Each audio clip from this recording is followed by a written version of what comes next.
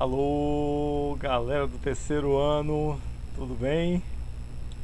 Espero que estejam bem, espero que estejam com saúde. Olha só, gente, nós fizemos um imenso desafio, né, de condensar as tensões e conflitos do mundo islâmico em três encontros, que encerramos na última aula, não é isso? O primeiro encontro, nós fizemos um apanhado geral do mapeamento dos conflitos e distinção em relação aos nomes, né? No segundo encontro, trabalhamos com Primavera Árabe e Guerra da Síria. E no terceiro encontro, o conflito que envolve a questão palestina, a chamada questão palestina, que foi a última aula. Nessa aula de hoje, o nosso foco vai estar no Sudeste Asiático, mas mais precisamente em várias tensões territoriais do Sudeste Asiático envolvendo a China como protagonista. A China é um país absolutamente instigante que merece que nós conheçamos melhor, pelas relações que tem com o Brasil, né? É o nosso maior parceiro comercial, é um dos componentes dos BRICS, é um grande investidor, um crescente investidor em países emergentes ou subdesenvolvidos. Então tem tido uma expansão muito grande de capitais chineses na Ásia, na África e na América Latina, com projetos de infraestrutura inclusive, né? São vários os exemplos possíveis, uma discussão sobre um empreendimento da China de criar uma ferrovia transoceânica aqui no Brasil, além de com projetos concretos, boa parte do investimento do Porto Madeiro em Buenos Aires, a licitação já ganha para a construção de uma, já anunciada, né? Para a construção de uma ponte entre Itaparica e Salvador, enfim, vários outros projetos que vão aparecendo aqui no nosso território. O fato é que a China nos interessa muito, geopoliticamente e geoeconomicamente, não é? É daqueles países ditos emergentes, semi-periféricos, porque internamente convivem com problemas relacionados ao sistema ditatorial, a uma exclusão muito dura ainda de parte da população, e é um país que não tem uma ação externa tão ostensiva, e que trabalha, mas que trabalha fortemente no chamado soft power, né? O poder da negociação, da pressão. É o maior mercado consumidor do mundo, pode até não ser o mais qualificado, mas é o maior mercado consumidor do mundo, uma grande área de produção, já desenvolvendo tecnologia avançada em diversos setores, né?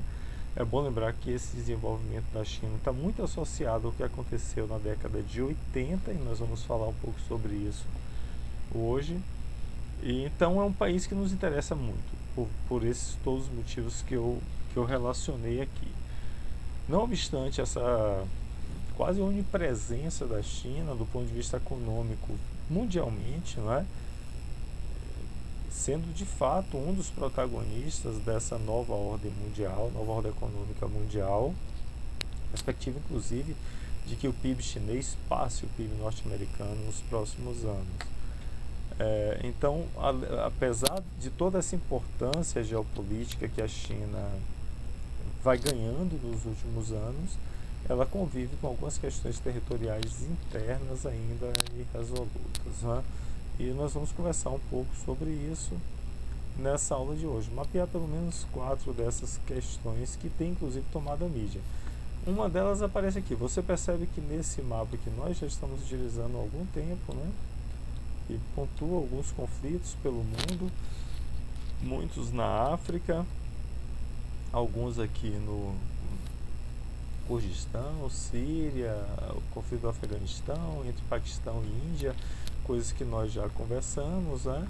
E hoje nós vamos nos debruçar por essa região aqui. Aqui na China está mapeado o problema do Tibete, indicado como um movimento separatista, né? E é sobre isso que esse é um dos assuntos que nós vamos falar. Esse mapa aqui Foi um mapa que eu coletei. Eu acho que já o trabalhei com vocês, né? Eu coletei no evento que eu participei recentemente no International Geographic Congress, que aconteceu remotamente, né, a partir da Turquia, e eu apresentei um trabalho. E nesse mapa aparece a rede de migrações, né, de chegada e saída, e percebam vocês, na segunda década do século, na primeira metade da segunda década do século XXI, e a China merece destaque como um dos países de repulsão. A população chinesa é gigantesca, a maior do mundo, quase 1,4 bilhão de habitantes. Só o quebrado da China já é maior que quase todos os outros países do mundo, né? Sem contar 1 bilhão, somente a Índia tem uma população equivalente. Os dois gigantes demográficos, esse é um dos motivos, não o único, né? Da forte repulsão e da propagação da China como um dos países repulsores, também por conta de algumas condições internas e também desses conflitos, né, existentes nessa região. Você vê que a gente poderia pensar assim, aqui em Brasília parece um local longínquo em relação à China, mas é possível nós vermos, basta ir agora não, por conta da pandemia, mas na feira dos importados, por exemplo, aqui em Brasília você vê uma quantidade grande de chineses, não unicamente, não é? Um exemplo, um pequeno exemplo da propagação dos chineses, especialmente nas últimas décadas, inclusive com atividades empreendedoras, né, fora da China e especialmente nos países periféricos, mas não unicamente mesmo. Há uma Chinatown em qualquer grande cidade do mundo e é relevante isso, né? Fatores de coesão dessa população que se dispersa, mas se concentra e que tem grande influência, sim, economicamente, ainda que culturalmente o mundo ocidental tenha absorvido pouco a contribuição cultural da milenar história dos povos do Extremo Oriente. E você tem outro mapa que nós já trabalhamos, de fluxos e redes de migrações. Aqui você tem algumas indicações, saídas de chineses para a Coreia, para o Japão e também para o mundo do petróleo, né? Deslocamento em direção ao mundo do petróleo. Sobre esse fluxo eu já comentei, também em direção a essas outras regiões do antigo terceiro mundo. Esse mapa aqui só para localizar a China no contexto político, uma localização geográfica, né? Então percebam vocês, a linha do Equador está passando aqui embaixo sobre a Indonésia. A China toda ela está no hemisfério norte. O sul da China é cortado pelo Trópico de Câncer. Então só uma pequena parcela da China está numa região intertropical. Ainda assim, com latitudes medianas. Então praticamente não é tocada pelo clima tropical, toda ela no clima temperado do planeta, né? Curioso observar alguns vizinhos aqui, a Rússia, gigantesca aqui em cima, mas numa área pouco povoada. Inclusive há registros de avanço de áreas de povoamento de chineses no sul da Rússia.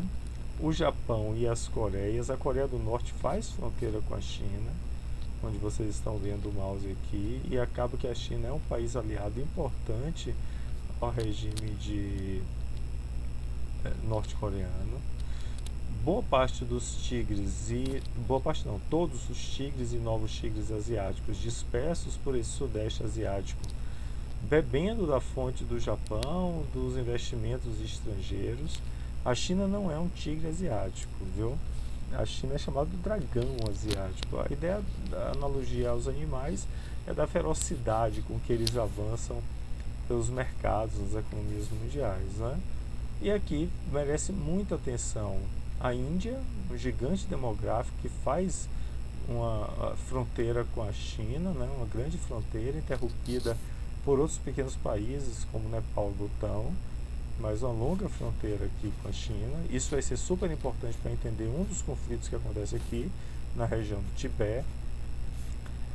E aqui você tem a Caxemira, uma área de conflito que nós já vimos entre Paquistão e Índia, mas que também envolve a China, e um corredor e uma pequena fronteira de cerca de 74 quilômetros com o Afeganistão, que é um país que está vivendo uma grande tensão agora por conta da chegada do Talibã ao poder, o retorno do Talibã ao poder. Aqui é um olhar mais focal, porque vai ser importante que nós entendamos alguns aspectos, né, da China. Primeiro, essa porção norte aqui, que faz fronteira inclusive com a Coreia do Norte, é a porção chinesa da região da Manchúria, uma região muito rica em recursos minerais. Como vocês podem ver aqui, toda a porção ocidental da China, ou são grandes levantamentos, aqui é a cadeia do Himalaia, o Planalto do Tibete na cadeia do Himalaia, e cá em cima o deserto de Xinjiang, parte do deserto de Gotland, é o deserto da Ásia. Então você tem uma área desértica ao norte e uma área montanhosa ao sul, tudo isso na porção ocidental. O que eu quero dizer com isso? Que 1 bilhão e 400 milhões de habitantes, praticamente 90% deles estão ocupando as planícies aluviais, as planícies que descem para o Mar Amarelo e que são banhadas pelos rios Amarelo, né? Yangtze-Kiang, Honghe-Ho e Xinjiang, e cá embaixo o Mekong, desaguando lá pelo Vietnã, mas nascendo na China. Então essa área central aqui é nascedouro de vários importantes rios que descem para a porção oriental, que é a porção mais habitada. Nesses vales alagadiços estão famosas plantações, por exemplo, de arroz, né? Vale menção em algumas importantíssimas localizações. A capital está aqui em cima, né, Beijing. Percebam vocês que numa latitude alta, relativamente alta, 40 graus, né, próximo à capital da Coreia do Norte, Pyongyang, e também numa latitude próxima ao Japão, que está aqui ao lado, e a Coreia do Sul. Chamo muito a atenção para a ilha de Taiwan, ou ilha de Formosa, que está aqui embaixo, que não pertence à China, mas há um projeto de anexação de Taiwan, ou reanexação de Taiwan à China, como nós vamos ver. E por fim, faço menção a Hong Kong, que está aqui do lado. Hong Kong era uma possessão inglesa até 99. Por conta de acordos anteriores, foi devolvido à China. Em 99 foi devolvido à China, mas a China transformou Hong Kong numa província autônoma. Então, apesar de politicamente pertencer à China, há uma certa autonomia. Recentemente nós vimos que a população de Hong Kong tem pedido a separação, a autonomia completa política, ou seja, eles não querem estar sujeitos ao sistema do partido centralizador do Partido Comunista Chinês. Vamos ver um pouco mais adiante. Aqui você tem a população, aquilo que eu falei, né? Percebam vocês, a grande massa da população chinesa está na borda oriental, próximo ao oceano. A porção ocidental, você tem grandes vazios demográficos, de 1 a 0 pessoas por quilômetro quadrado em parte dessa região, quer dizer, áreas de fato despovoadas. Como entender a China? Alguns elementos para dificultar a nossa conversa, né? Um país de 1 bilhão e 400 milhões de habitantes, praticamente, já agora. O segundo maior país do mundo, só menor que a Rússia.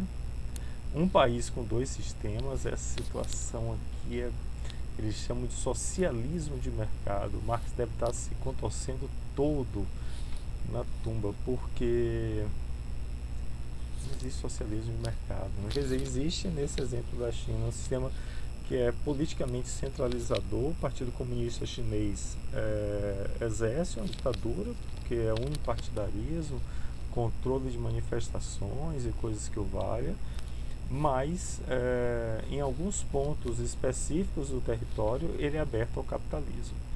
Não é à toa que é um dos gigantes da economia mundial, que é predominantemente capitalista, né? Tem um legado histórico milenar muito pouco conhecido pelo mundo ocidental, como eu comentei adiante, de uma civilização de mais de 5.500 anos, inclusive com registro escrito, com a história escrita, né? Coisa que entre nós, entre o mundo ocidental, no mundo ocidental, não tem essa antecedência tão grande. É absolutamente multicultural, então tem muito estereótipo de achar que os chineses são todos iguais. Não mesmo. Há uma imensa diversidade que os nossos olhos, pouco conhecedores, não conseguem apropriar, mas é um país multicultural. Pra você ter uma ideia, tem 56 etnias consideradas nacionalmente como formadoras do povo chinês. Eu não vou detalhar aqui, porque não é objeto dessa aula, mas eu preciso falar para vocês desses dois cidadãos, né? Que fazem parte dessa China recente. Um deles, vocês devem ter estudado em história, é o Mao Tse-tung. O Mao Tse-tung chega ao poder em 49, na verdade em 27, o Partido Comunista Chinês já entra em conflito com o chamado Partido Nacionalista. Isso vai ser super importante para entender um dos conflitos, né? Durante a Segunda Guerra Mundial, a China é invadida pelo Japão, passam a ter um inimigo comum externo, que é o Japão. Quando acaba a Segunda Guerra Mundial, que o Japão é dominado, aí o Mao Tse-tung, com muita força, especialmente no campo chinês, toma o poder, controla o poder, e o Partido Comunista Chinês, então, assume a China e forma a República Popular da China, que vai dar unidade e soberania. Eu não vou entrar em detalhes dos vários problemas relacionados a esse período, né? Mas é significativo que ele tenha acontecido. Por outro lado, essa soberania, essa unidade não veio com modernidade. A modernidade, especialmente tecnológica, vinculada à produção e às tecnologias desenvolvidas no mundo ocidental, elas chegaram a partir da década de 80, quando Mao Tse-tung morre, assume o Deng Xiaoping, tem o nome dele aqui, Deng Xiaoping, que ele foi o responsável por essa China de um país com dois sistemas, né? Se Mao Tse-tung criou um gigante continental, unitário, vinculado ao domínio do Partido Comunista, o Deng Xiaoping foi de alguma forma responsável pela modernização e pela expansão econômica na lógica capitalista. A gente vai entender isso quando eu mostrar esse mapa aqui das zonas econômicas especiais. O que são as ZEEs? Que está dizendo, criados para conectar a China ao mercado global. Deixa eu dar um crédito aqui, por favor. Boa parte desses slides derivam de uma apresentação feita aí no colégio por um militar que esteve em missão na China, o coronel Bittencourt, queridíssimo amigo. E tem alguns slides também que são da equipe de história, a professora Valéria, numa apresentação que nós fizemos conjunta sobre a China, ela utilizou, eu pedi autorização lá atrás, né, e continua a usar esses slides dela, a quem eu agradeço reiteradamente, aos dois, né? Pois bem, voltemos aqui.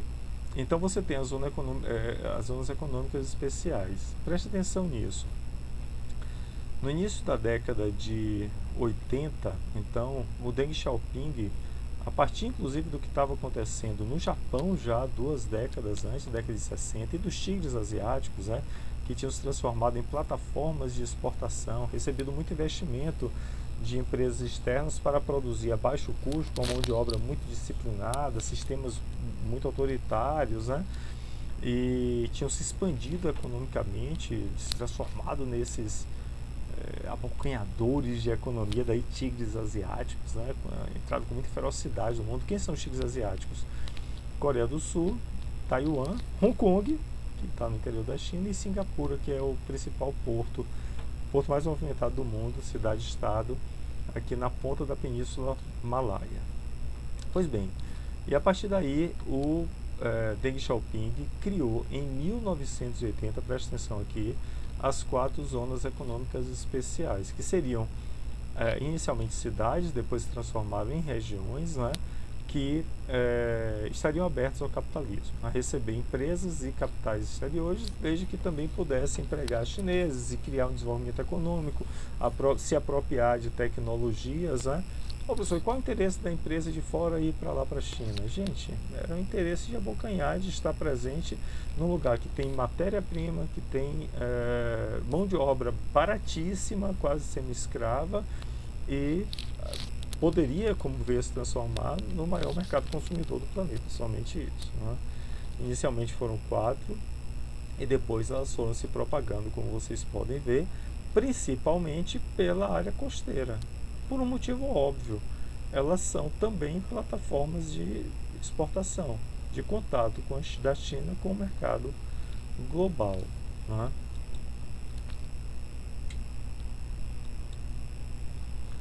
Aqui você tem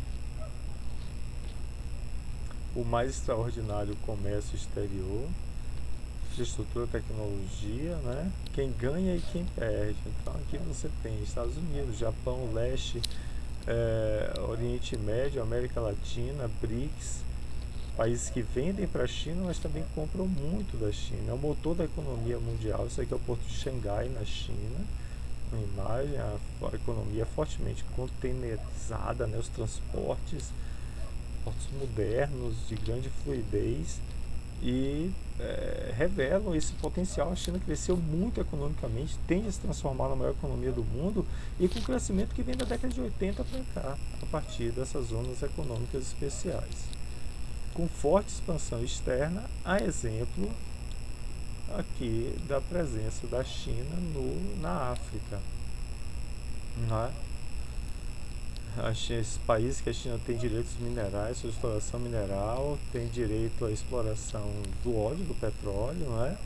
E nos que estão em azul, explora e tem direitos, né, comprados, tanto na exploração de minerais como de petróleos. A presença, então, dos chineses na África é ostensiva, é uma presença relativamente silenciosa, não é que seja escondida, não. É silenciosa tão somente porque não é uma presença com armas, é uma presença econômica. Neocolonialismo e investimento produtivo, né? Uma boa pergunta.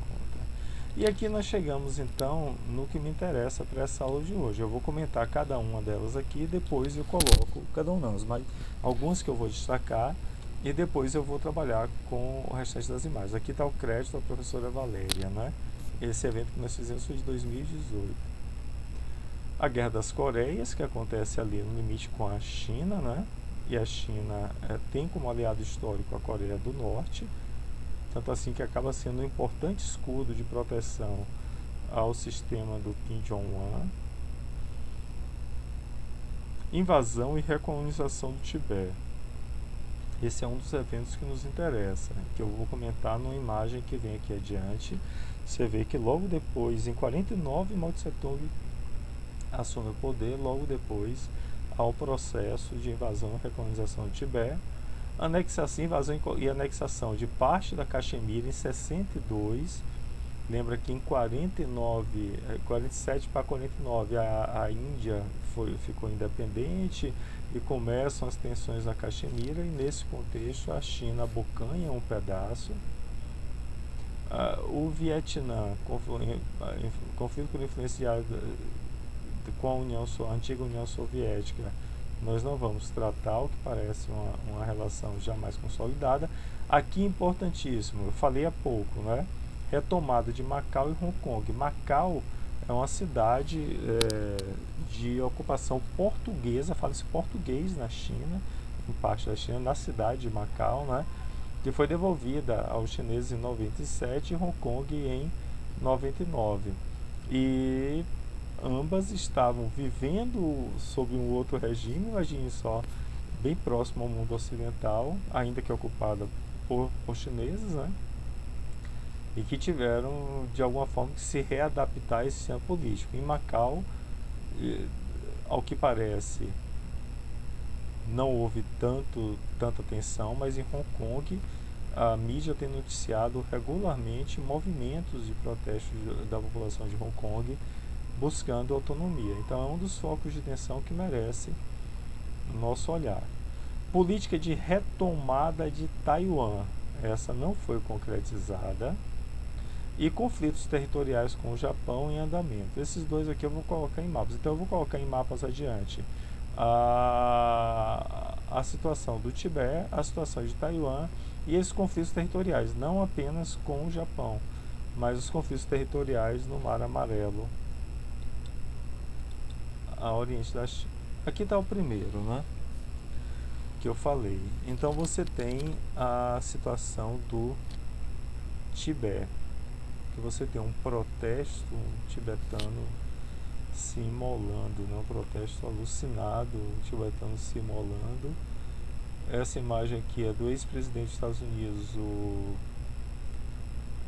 Obama, conversando com o Dalai Lama, que é o líder religioso dos tibetanos, uma religião de cunho budista, né? O Tibete, o Planalto do Tibete, é esse imenso território que hoje pertence ao país China. É considerada pelos chineses como uma província autônoma, mas é uma autonomia muito relativa, não é? Era um país independente, que o líder político era também um líder religioso.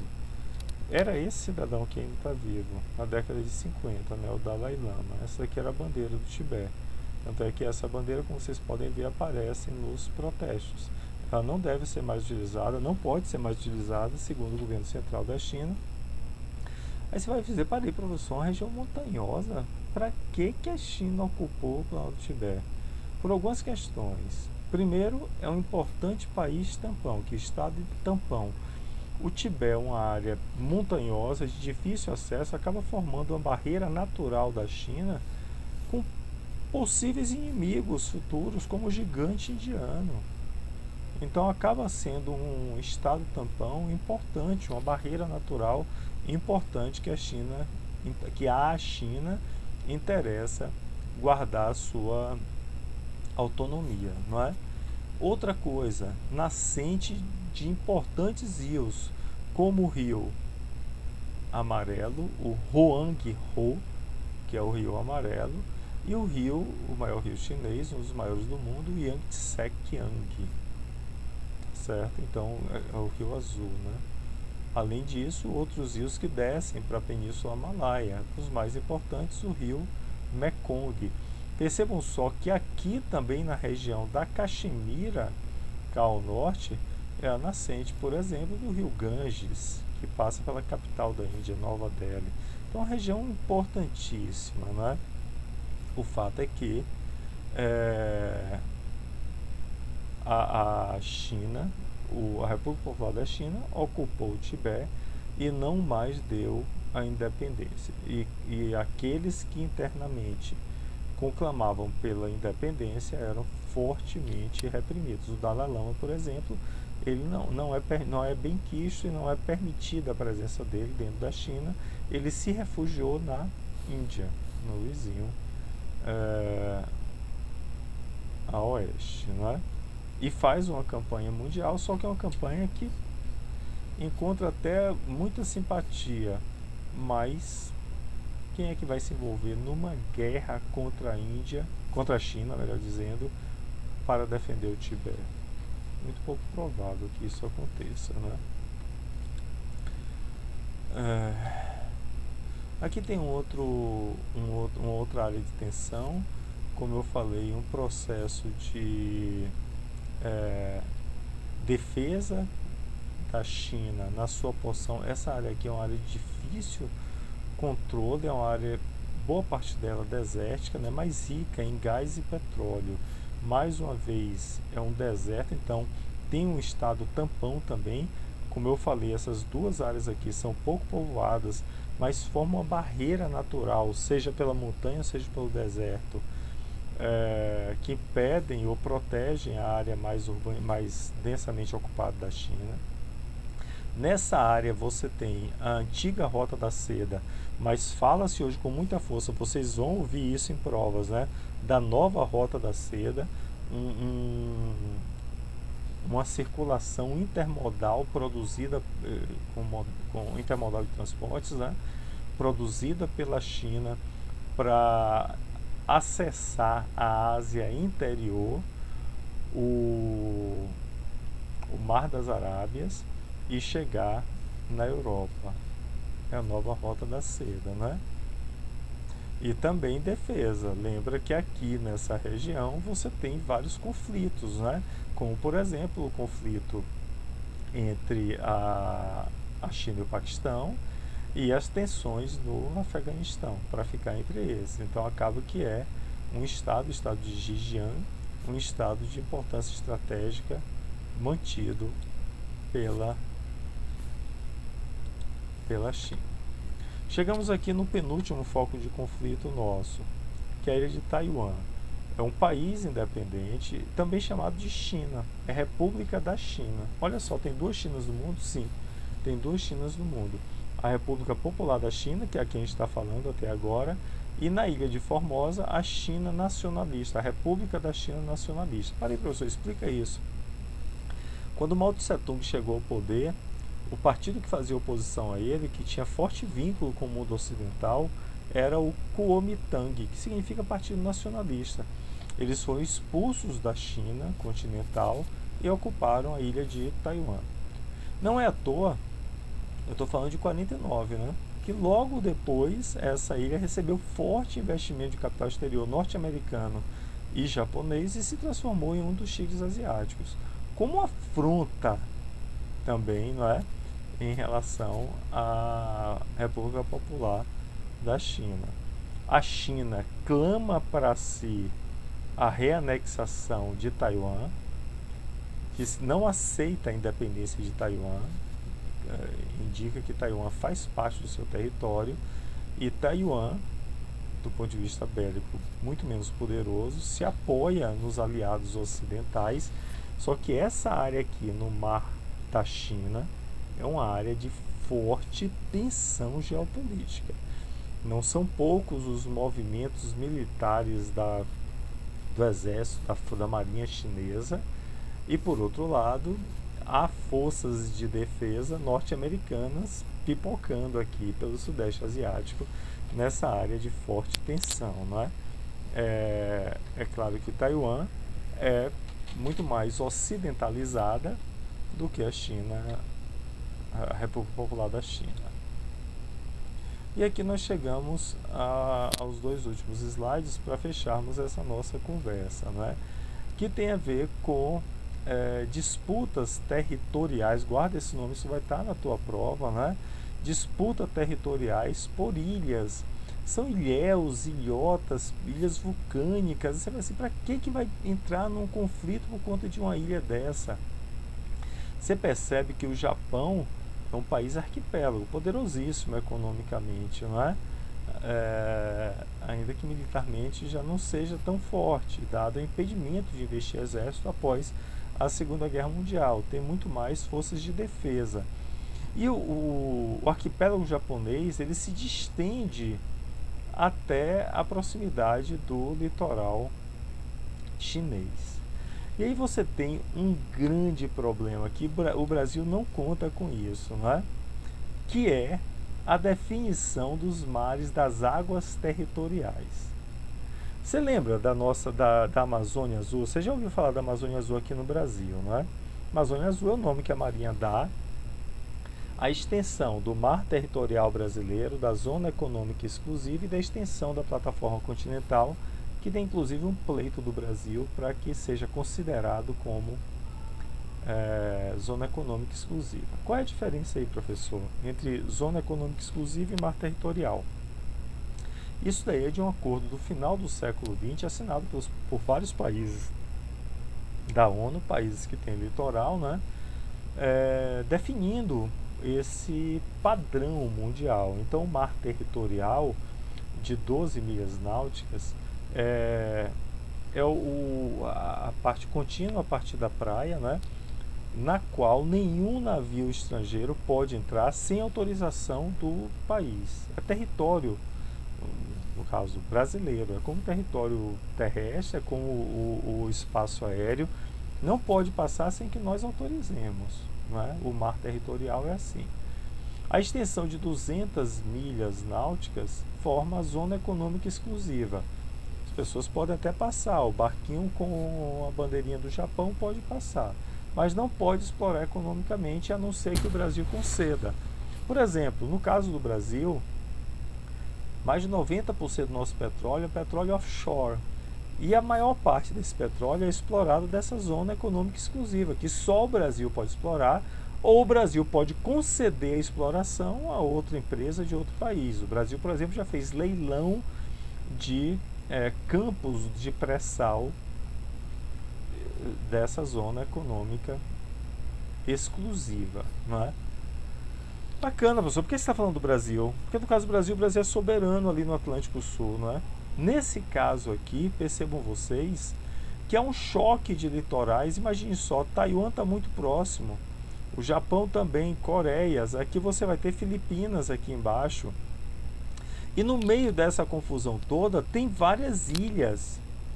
Se a ilha pertence ao país, por exemplo, essa que está sendo disputada, você tem o entorno da ilha com o mar territorial.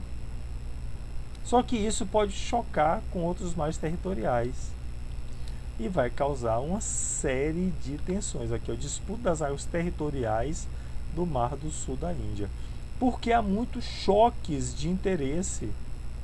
Olha aqui, o que é que a China disputa como seu? Olha a extensão, sem contar o conflito com o Japão, que é mais aqui em cima.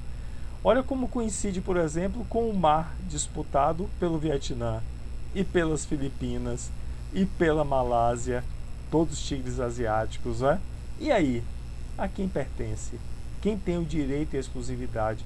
Isso gera uma tensão que é comercial, mas também é geopolítica, não é? E a disputa aqui é por territórios, inclusive com algumas estratégias absolutamente modernas. Aqui está falando de exploração de reservas de óleo e gás natural, além da pesca, né? Lembrando que tem a presença da Marinha dos Estados Unidos, já falei sobre isso antes, presença geopolítica, unipresença geopolítica, né? Das forças de defesa dos Estados Unidos, mas eu estava falando de estratégia pós-moderna, que é a construção ou extensão de ilhéus e extensão artificial, né? Avanço da terra sobre o mar artificialmente, com aterros ou então com plataformas, né? Para aumentar a dimensão desses ilhéus e garantir a presença, porque a presença no ilhéu, repito, numa pequena ilha, representa o domínio de todo o entorno dela, segundo a lei dos oceanos e mares. Essa é a situação. Aqui eu coloquei um cenário geopolítico para nós, deixa eu botar aqui no meio, né? Unidade nacional, objetivo permanente, soberania, objetivo permanente, defesa nacional, a partir do discurso nacionalista centralizador. Preservação, história, líderes, cultura, polarização regional. Controle estatal do Partido Comunista Chinês, projeção extra-regional, especialmente economicamente, mas não unicamente como nós vimos. Diplomacia crescente, e ganha força a diplomacia com o poder econômico, certamente, não é? Alguns cenários: fragmentação interna, movimentos separatistas, revoltas populares, problemas vinculados à corrupção, acomodação das demandas sociais crescentes, há muita exclusão e os movimentos sociais são duramente reprimidos dentro do sistema que é ditatorial, não é? Aqui você tem como síntese: socialismo de mercado, modelo híbrido cada vez mais flexível, porém sem perder o controle. Galera, é claro que 40 minutos para tratar desse instigante país é muito pouco. Eu queria aqui muito mais pontuar alguns conflitos que acontecem na região. Esses três especialmente que eu destaquei aqui, os quatro, né? A Caxemira, uma participação mais secundária, mas a ocupação do Tibete, a situação com Taiwan, a situação com Hong Kong, então já estou falando de bem mais, né? Falei de 5. E o mar, da China, conflito com o Japão, com as Filipinas, né, tensões naquela região por conta do domínio territorial das ilhas. Esses nos interessam, podem pintar nas nossas provas e certamente aparecerão nos concursos que vocês vão fazer. Um beijo! Tchau, tchau, tchau!